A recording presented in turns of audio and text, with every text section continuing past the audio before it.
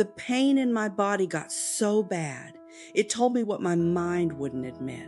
I physically couldn't do this job anymore.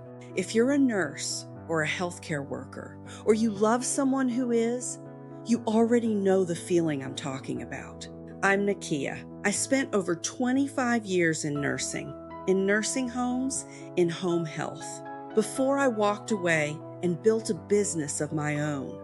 And today I want to take you back to the moment I knew clinical nursing, the floor, the hands-on bedside work, wasn't something my body could keep doing. This isn't me ragging on nursing. I loved my patients. I loved the work I signed up for.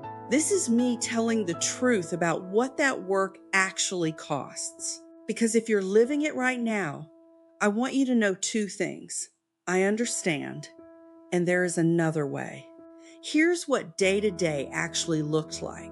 You show up early. You give report. You count the narcotics for every single patient on your hall. And that cart is heavy. And then you're pushing a med cart down the hall all day. Insulin, pills, treatments. Just physically, that's hard work on your back. But it doesn't stop there. Your CNAs, your certified nursing assistants, need help lifting and turning patients, getting them up out of bed, getting them down to the dining room to eat. And there's never enough of them. We were always short-staffed on CNAs. So the nurse goes and helps too, on top of everything else on your list. Then the phone rings. It's another nurse calling in sick. And now you're covering her hall until they can find someone else. So you're not just doing your medications anymore.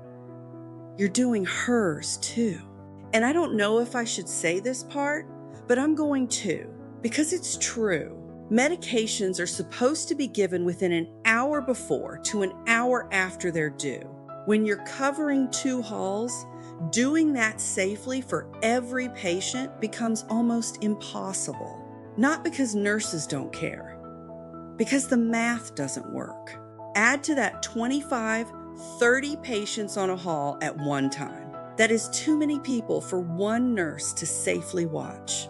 Add the phone calls at the nurse's station. Doctors wanting orders changed. Families calling to check on someone instead of just coming to visit. Add the calls you have to make yourself every time there's a change in condition. For any one of those 25 patients, you are trying to keep every single one of them alive until the next shift. That's the job. Keep them alive until the next shift. It didn't happen in one dramatic moment. It built over years. You get tired of hearing the same thing, that you're not really appreciated, that you're expected to show up and do the work and not complain too much. Because if you complain, there's always the fear. They'll start looking for a reason to write you up and replace you. And that's part of why the turnover rate in facilities like that is so high. It's not that nurses don't care about their patients. It's that we get tired. We burn out. And eventually, something has to give. For me, it wasn't my mind that finally said enough. My mind was still telling me to push through, to be tough, to keep going the way I'd always kept going. Got so loud I couldn't ignore it anymore.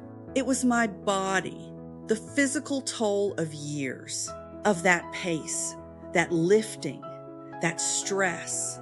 And that's when it hit me. The pain in my body was telling me something my mind had been refusing to admit for a long time.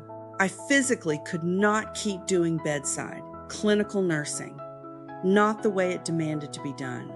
That was the moment everything started to shift for me. Not because I stopped caring about nursing, but because I finally listened to what my body had been trying to tell me for years. If you're a nurse watching this and something in what I just said hit close to home, I want you to hear this clearly. Needing to step back doesn't mean you failed. It means your body did exactly what it's supposed to do. It told you the truth. Leaving the floor didn't mean leaving nursing altogether for me right away. That's actually a whole other chapter of this story, and I'll take you through it next. But this was the moment I realized something bigger was true. There is another way to build a life and a living that doesn't cost you your body and your peace to do it. If your body's been trying to tell you something for a while now, I want you to hear it. My free Jumpstart guide walks through exactly how I started listening to mine and the first steps I took to build something different. It's linked right below this video.